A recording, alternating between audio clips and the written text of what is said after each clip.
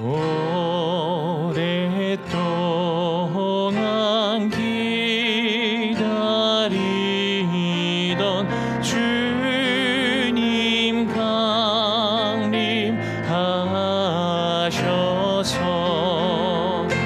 죄에 매인 백성들을 자유 얻게 하시네. 오랫동안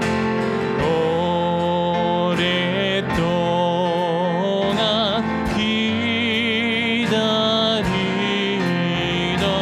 주님 강림하셔서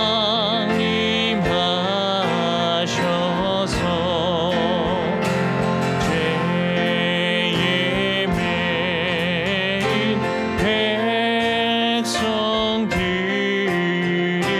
자유 얻게 하시네. 주님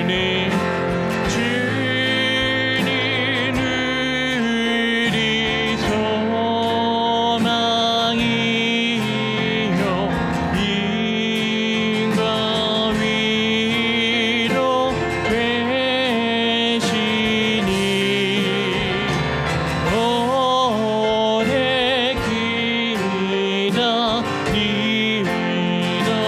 백성 많은 복을 받겠네.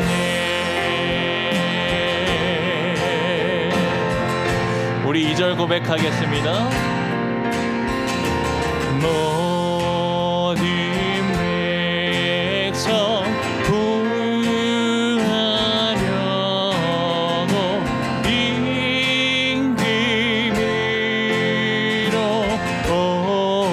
오시니 영원토록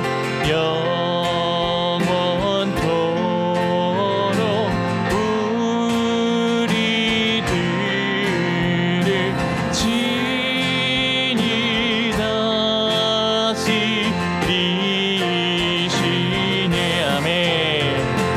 죄로 상한 우리 마음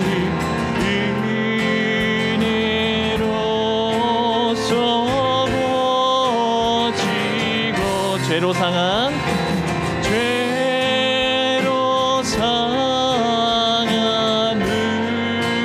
우리 마음 은혜로서 고치고 주의 빛난 보좌 앞에 이르도록 하소서. 주의 빛난 보좌 앞에 이르도록 하소서. 아멘. 다음 찬양 고백하도록 하겠습니다.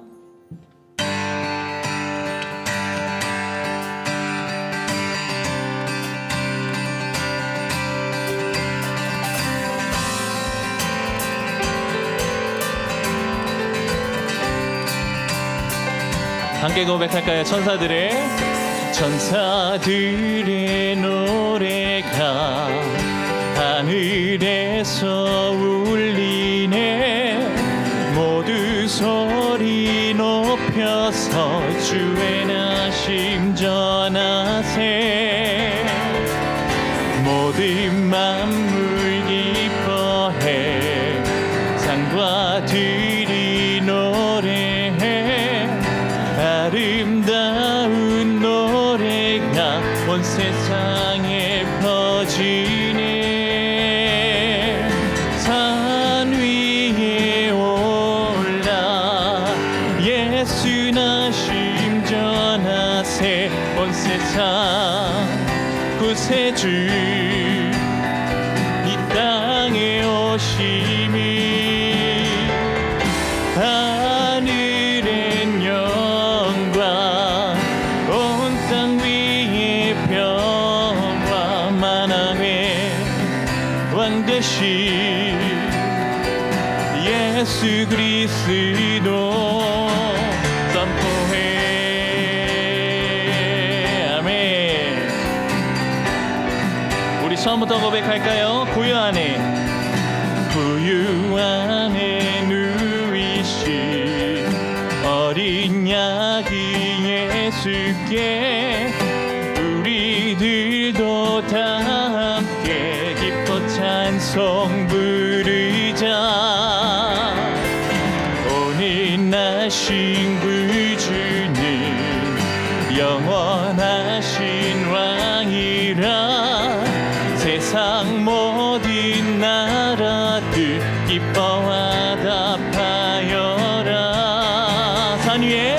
산 위에 올라 예수 나심 전하세. 온 세상 구세주 이 땅에 오심을 하늘엔 영광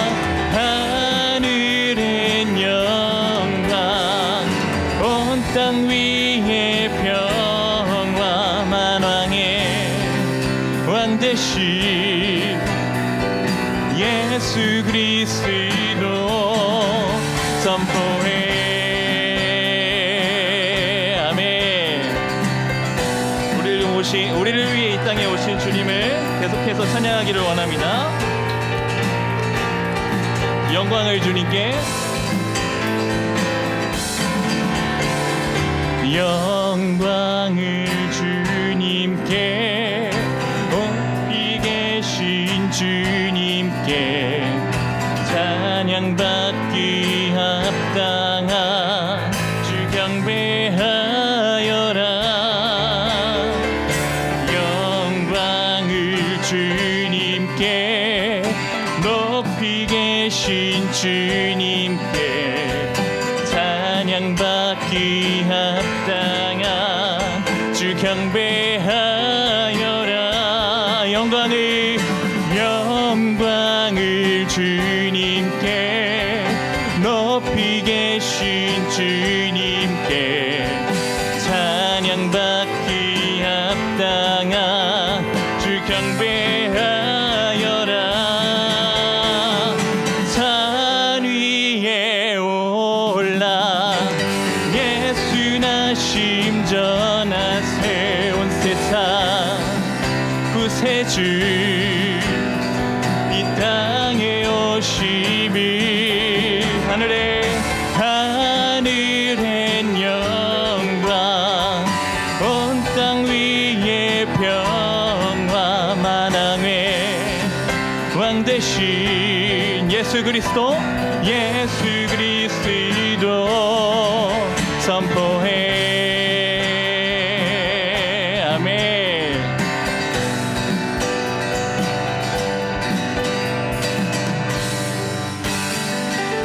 아멘. 우리 하나님께 영광의 박수 올려드리도록 하겠습니다. 아멘.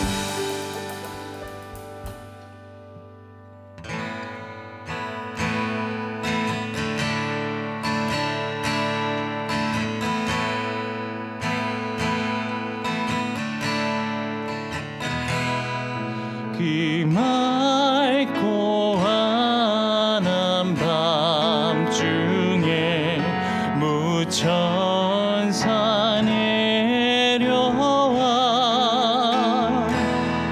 그 손에 비파 들고서 다 찬송하기를. 그 맑고 환한 밤중에 무천사 내려와 그 손에 비파 들고서 다 찬송하기를. 영광의 왕이요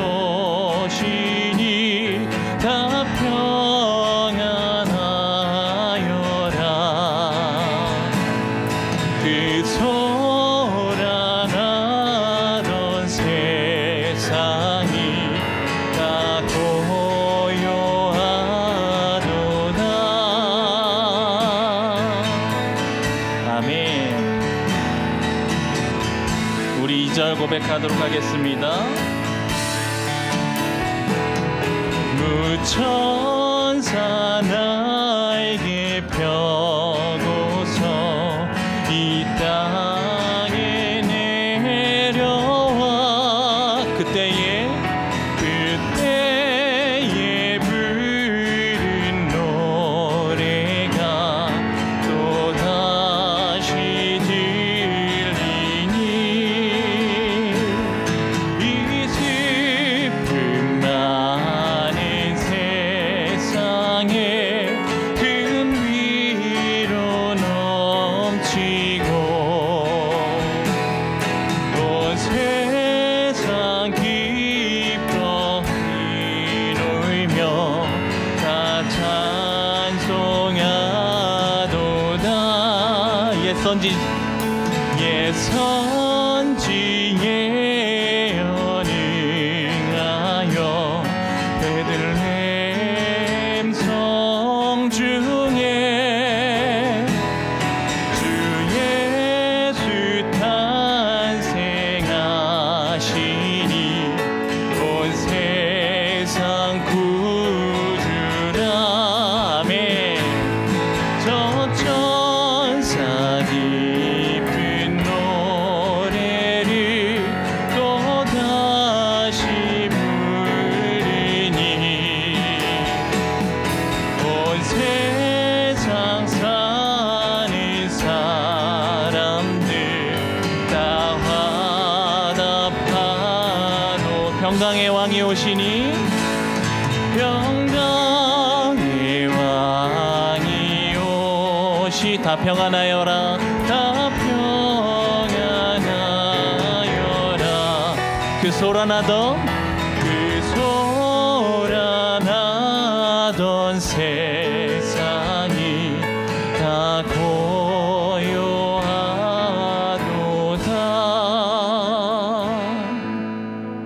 아멘. 주님 감사합니다. 주님 우리를 위해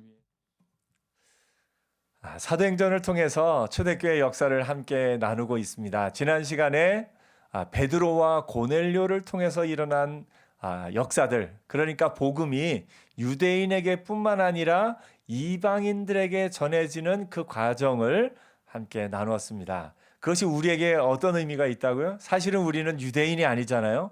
우리가 예수 믿고 복음을 듣고 이 자리에 예배할 수 있는 것, 초대교회에 하나님이 역사하심으로 말미암아 유대인뿐만 아니라 고넬료와 같은 이방인들에게 복음이 전해지기 시작하면서 그 복음이 전해져서 오늘 우리에게까지 복음이 전해진 겁니다. 그래서 초대교회에서 이방인들에게 복음이 전해졌다는 건 대단히 중요한 사건입니다.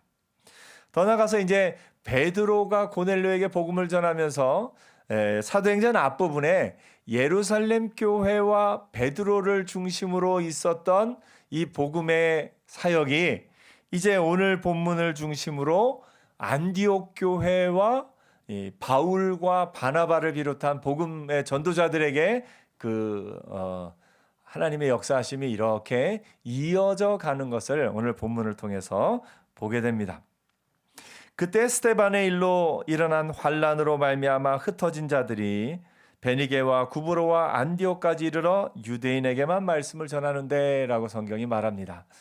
스데반 때에 일어난 환란, 특별히 그 환란의 때에 스데반을 비롯한 헬라파 유대인들, 그러니까 먼 나라에 이제 살다가 유대로 돌아온, 그러니까 헬라말을 좀 할 줄 아는 유대인들에게 조금 핍박이 더 심했어요. 왜 그러냐면 원래 유대 지역에 살던 유대인들은 그 예수 믿어도 그 사람에게는 누가 있습니까? 친척들이 있죠. 친척들이 있고 그 가운데 어떤 그런 것이 있기 때문에 쉽게 그 사람들을 핍박하지는 못했습니다. 하지만 헬라파 유대인들은 먼 나라 가서 살다가 돌아온 유대인들이기 때문에 어떤 그 지역적 기반이 좀 약해서인지는 몰라도 그들에게 좀 핍박이 더 심했던 것을 보게 됩니다. 그래서 순교도 헬라파 유대인이었던 스데반의 순교와 그런 일들이 있었습니다. 더 나아가서 그랬기 때문에 그 헬라파 유대인들은 핍박을 받을 때 그곳을 떠나서 또 다른 지역으로 가기가 조금 더 쉬웠습니다. 왜냐하면 헬라어를 할 줄 알고 유대 땅에서 핍박이 심했을 때 그런 지역으로 가서도 살만한 어떤 능력들이 있었기 때문에 그렇습니다. 이 뼛속까지 유대인이었던 사람들은 유대 지역을 떠난다는 건 상상도 못해요. 그냥 핍박을 받아도 거기 그냥 사는 겁니다. 그런데 헬라파 유대인들은 그 핍박을 만났을 때 이렇게 또 먼 나라로 헬라 지역으로 갈 마음이 있었고 또 그 가운데 복음이 그곳에까지 전해진 것을 보게 됩니다. 지역 이름이 나오는데 베니게, 페니키아라고 우리가 알 수 있는 지명이고요. 구브로 또 안디옥 이 지역들은 좀 큰 도시들이고 유대인들의 공동체가 어느 정도 형성되어 있던 지역이었음을 알게 됩니다. 그래서 헬라어를 할 줄 알고 유대인 공동체도 있기 때문에 가서 살 수 있는 그런 지역이었습니다. 그래서 그곳에 가서 유대인들에게 복음을 전합니다. 그 가운데 오늘 본문에 안디옥이다 하는 이름이 나옵니다. 우리는 안디옥 그러면 그냥 안디옥이구나 이렇게 생각하지만 당시 사람들에게 안디옥은 굉장히 큰 도시입니다. 예를 들어 미국을 생각하면 미국의 큰 도시가 뭐 여러 개가 많이 있겠지만 그래도 제일 큰 도시 하면 아무래도 뉴욕이나 LA 그리고 그 주정부에 있는 워싱턴 이 정도 되겠죠. 이렇게 세 개 정도의 큰 도시를 얘기하는데 이 당시에 예수님 시대의 그레코로만 그러니까 그 그리스로부터 로마에 이르는 그 당시에 제일 세계에서 큰 도시를 꼽으라 하면 세 번째가 안디옥입니다. 첫 번째는 뭐였을까요? 제일 큰 도시는 로마였어요. 로마 제일 크죠. 두 번째 도시는 어디였을까요? 알렉산드리아라고 이집트 북부에 그러니까 이 유럽 지역과 이집트 지역, 아프리카 지역을 연결하는 교통의 아주 중요한 지역으로서 알렉산드리아가 두 번째로 큰 도시입니다. 그리고 세 번째가 바로 이 안디옥인 것을 보게 됩니다.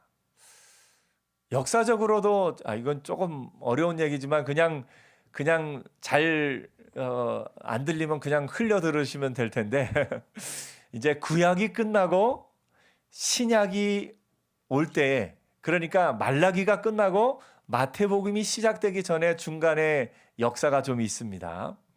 그때 대표적인 나라가 알렉산더 대왕의 그리스와 그리고 그 뒤를 이은 로마입니다. 그리스와 로마 사이에 또 뭐가 있냐면 알렉산더 대왕이 이 지역을 빨리 점령하고 나서 근데 일찍 세상을 떠났어요. 30대에. 그래서 알렉산더 대왕이 너무너무 정복을 많이 했는데 정복하자마자 세상을 떠났어요. 그래서 그 장군들이 4명이 나라를 나눠 갔습니다. 이스라엘 지역은 프톨레마이우스라는 장군의 휘하에 있었는데요. 이스라엘 위쪽에 이 시리아 안디옥을 중심으로는 셀루쿠스라는 왕조가 있었습니다. 그래서 셀루쿠스 장군의 아버지 이름이 안티오쿠스였대요. 그래서 이 이름을 안디옥이다라고 지었다고 합니다. 나중에 역사에 보면 이제 이 프톨레마이우스하고 셀루쿠스가 또 한 번 전쟁을 벌이는데 이스라엘이 셀루쿠스 왕조 편에 이렇게 붙습니다. 그래서 셀루쿠스가 이 전쟁을 이기고 나서 이스라엘에게 조금 관대하게 대해줘요. 이스라엘이 좀 마음 편하게 이제 종교를 유지하며 신앙을 유지하며 살 수 있었어요. 그러다가 이 셀루쿠스 왕조가 이제 좀 힘이 생기니까 로마하고 한판 붙어야 되겠다 이런 마음을 먹습니다. 더구나 그때 그 한니발 여러분 아시죠? 그 장군이 이 셀루쿠스에 망명와 있었어요. 그래서 막 부추기는 겁니다. 로마와 자기가 못다 이룬 그 한을 이 나라를 통해서 해야 되겠다 하고서 힘 다해서 로마하고 크게 한번 전쟁을 일으켰는데 그만 패하고 맙니다. 패하고서는 이제 나라를 많은 부분을 내어주고 돈도 많이 전쟁 배상금으로 돈을 많이 했어야 됐어요. 그래서 그때부터 이스라엘에 대해서 좀 핍박을 하고 성전의 돈도 좀 가져가고 이런 아주 아픈 역사가 있던 그 시대입니다. 아무튼 그 셀류쿠스 왕조라는 로마하고 한번 붙을 만한 그 큰 나라의 수도가 어디냐? 바로 이 안디옥입니다. 그러니까 우리가 안디옥에 대해서 생각할 때 그냥 한 도시 정도로 생각하는 게 아니라 좀 큰 도시였다라고 생각하시면 되겠습니다. 이 안디옥의 당시 인구는 한 60만 명 됐다고 그래요. 이 당시는 지금처럼 막 수백만 명, 수천만 명이 모여 살 수 있는 그런 물과 그런 기본 시설이 돼 있지 않기 때문에 60만 명만 해도 대단히 많은 인구였습니다. 이 안디옥에 유대인들이 몇 명이 살았냐면 약 2만 5천 명 정도가 살았다고 합니다. 그러니까 안디옥 내에서도 꽤 큰 공동체를 이루며 살고 있었던 것을 봅니다. 우리나라에 보면 저 인천의 어느 지역 가면 이 화교 이렇게 살고 있던 지역 있죠. 그런 느낌으로 유대인 공동체가 이렇게 살고 있었다라고 생각하시면 되겠습니다. 안디옥을 그래 지도로 조금 잠깐 살펴보면요. 지도를 잠깐 보도록 하겠습니다. 이렇게 여러분 보시는데 오른쪽에 그 아래쪽이 예루살렘이 보이죠. 예. 가운데 쪽은 다 바다고요. 오른쪽 아래 예루살렘이 보이고 그 위로 쭉 올라가면 거기가 안디옥이 나옵니다. 거기가 지금 우리가 말하는 안디옥이겠습니다. 지중해 쪽에 섬을 보면 구브로라는 섬이 있죠. 예, 여기가 이제 바나바의 고향이고 나중에 바울이 복음을 전하러 가는 그 지역인 것을 보게 됩니다. 안디옥에 대해서 이렇게 다시 한번 보면 중간에 안디옥이 있고 안디옥에서 주 위로 터키 지역 유럽으로 가는 길이 있고 안디옥에서 또 저 왼쪽 아래 바다 쪽으로 그 알렉산드리아로 가는 길이 있고 또 아랍 쪽으로 가는 길이 있고 아시아 쪽으로 가는 길이 있고 모든 교역의 중심지였던 것을 오늘 보게 됩니다. 안디옥이 굉장히 큰 도시였고 이제 앞에 나온 얘기 복잡한 얘기 다 그냥 이렇게 기억하기 어려우시다면 딱 하나 안디옥이 큰 도시였고 유럽으로 복음이 전해질 수 있는 아주 중요한 도시였다라고 생각하면 되겠습니다. 그곳에 유대인 공동체가 큰 공동체가 있었고 이제 스데반의 핍박으로 말미암아 순교 이후에 이 안디옥에 온 그리스도인들이 이곳에서 복음을 전하기 시작하면서 크게 복음이 전해졌다 하는 것을 우리가 볼 수 있습니다. 20절에 보니까 그중에 구브로와 구레네 몇 사람이 안디옥에 이르러 헬라인에게도 말하며 주 예수를 전파하니 드디어 이방인들에게 복음이 전해지기 시작합니다. 이 헬라인들에게 주 예수를 전합니다. 이 구브로 사람으로 여러분 잘 아는 사람이 있어요. 아까 얘기했지만 바나바. 그 바나바가 예루살렘에 살았다라는 것. 나중에 이 우리가 마가의 다락방 하잖아요. 마가가 저 바나바의 생질, 그러니까 친척이에요.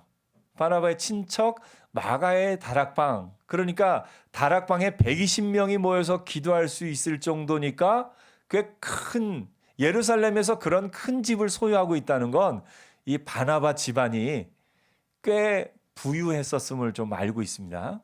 이제 사도행전 요 앞부분에 복음이 처음 전해질 때 바나바와 그 가족들이 예수를 믿고 나서 바나바가 가진 것을 다 팔아 교회 앞에 놓고 그것으로 많은 사람들이 먹고 살게 했었다라는 건 그들이 큰 부자였었는데 그것을 하나님 앞에 온전히 드렸다. 그러므로 말미암아 초대교회에서 이 12사도들 그러니까 베드로와 또 요한과 같은 그런 사도들과 더불어 바나바도 굉장히 중요한 위치의 사람으로 인식되고 있었음을 봅니다.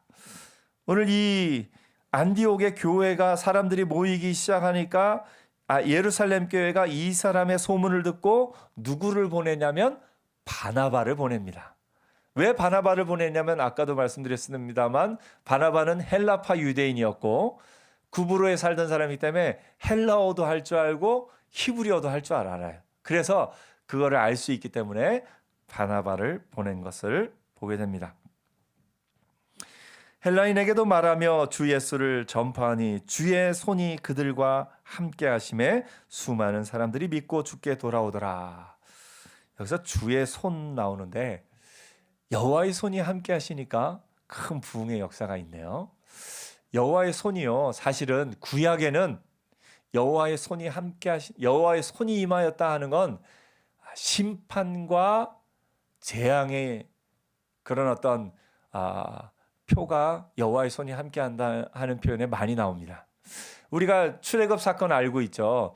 이스라엘이 애굽에서 나올 때 애굽 땅에 10가지 재앙이 내리죠. 그것에 대해서 성경이 뭐라고 기록하냐면 출애굽기 9장 3절에 여호와의 손이 들에 있는 내 가축 곧 말과 나귀와 낙타와 소와 양에게 더하리니. 그러니까 이 애굽 땅에 재앙이 내릴 때 그걸 뭘로 표현해요? 여호와의 손이, 이렇게 표현합니다.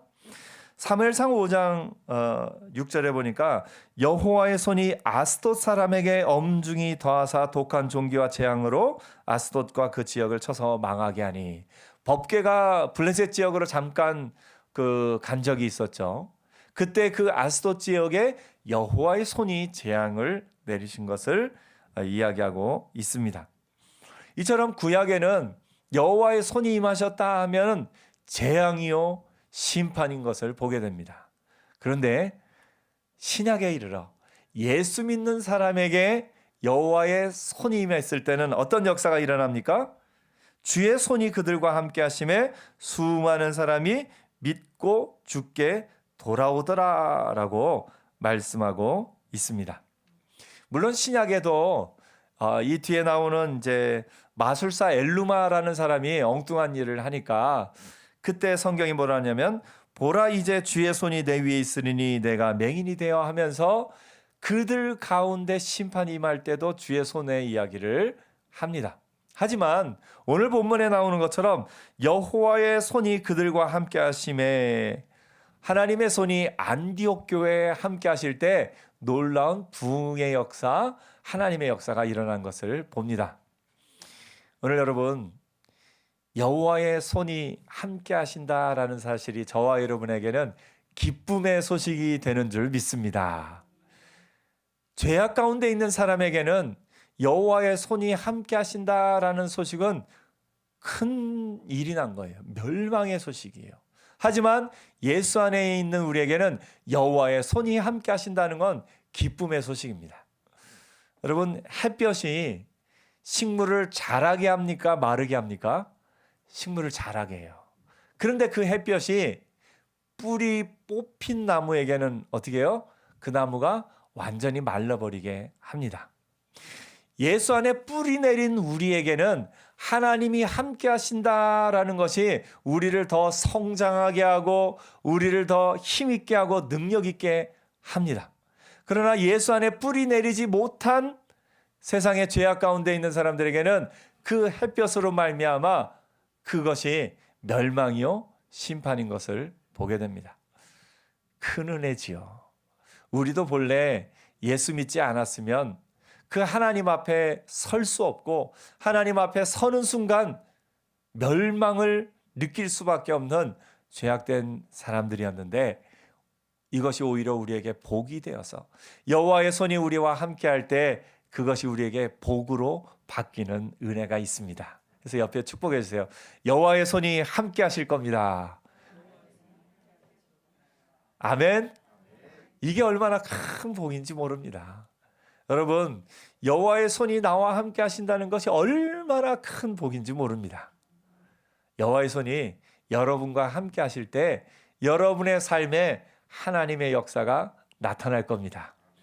오늘 우리 이 성경을 보면 베드로에서 바울로 또 바나바로 옮겨갈 때 베드로가 내가 이렇게 하나님 나라를 해야 되겠다 하고 베드로가 계획하고 꿈꿔서 그 일이 일어난 것이 아니라 베드로가 그냥 하나님의 뜻 안에서 꿈에 보여주시면 보여주시는 대로 고넬료에게 가고 또 그 일들을 이룰 때 하나님의 역사가 일어납니다. 바나바도요, 내가 가서 안디옥 교회를 이렇게 세우겠다 본인이 계획한 것이 아니라 안디옥의 교회가 형성되면서 예루살렘 교회가 바나바를 보내고 거기서 바울을 만나고 하면서 그 가운데 하나님의 역사가 이루어진 것을 봅니다.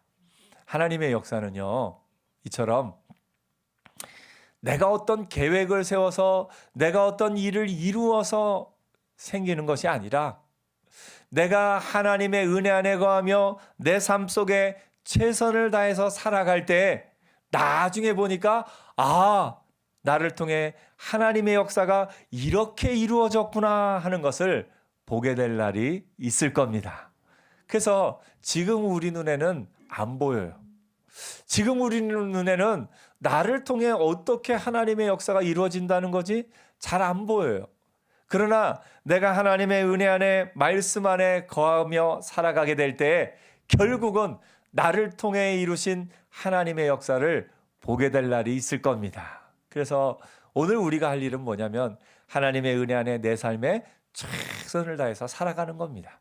가정주부는 가정주부로서 내 자녀들을 먹이고 입히고 또 직장에 다니면 직장인으로서 열심히 일하면서 그 번 것으로 가족들을 섬기며 나아갈 때 그를 통해 하나님의 역사가 나의 삶을 통해 이루어지고 있습니다.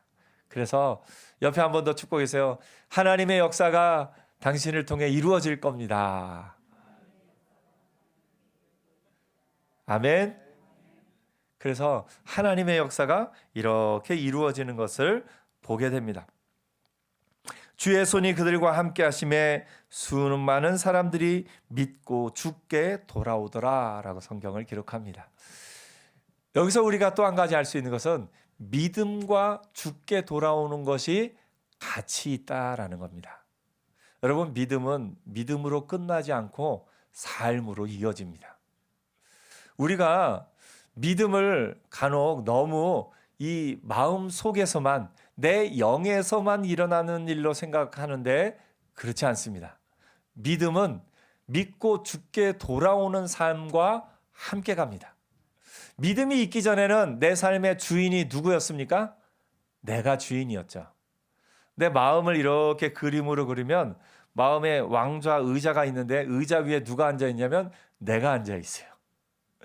그런데 예수를 믿고 나면 그 내 마음의 주인 의자에 누가 앉아 있는 겁니까? 예수님이 앉아 있는 겁니다. 예수님이 내 삶의 주인이 되시는 삶, 그것이 믿고 주께 돌아오는 삶입니다. 그러니까 마음으로만 믿는 것이 아니라 내 삶도 주님이 주인 되신 삶을 살아가는 것, 그것이 믿고 주께 돌아오는 삶인 것을 오늘 우리가 보게 됩니다. 여러분 인생의 주인이 누구십니까? 예수님.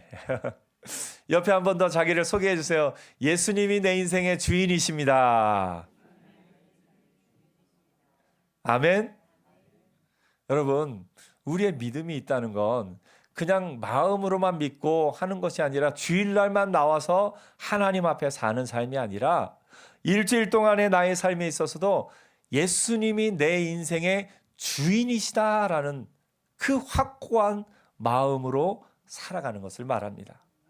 그럴 때 우리가 예수님이 내 인생의 주인이시면 내가 돈을 하나 쓸 때에도 내가 이 일을 하나 결정할 때에도 예수님이 내 마음의 주인이 되셔서 그 일들을 결정하며 살아가는 것을 말합니다.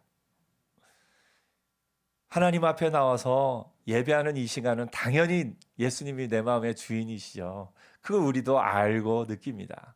근데 더 중요한 것은 우리가 일주일 동안에 살아가는 삶 속에서 예수님이 내 인생의 주인이 되신 삶을 얼마나 살아가고 있는가 우리 자신을 돌아볼 필요가 있습니다. 믿음은 삶으로 드러나게 되어 있습니다. 믿음은 내 마음에서만 그치는 것이 아니라 믿음과 삶은 하나로 이어져 있습니다.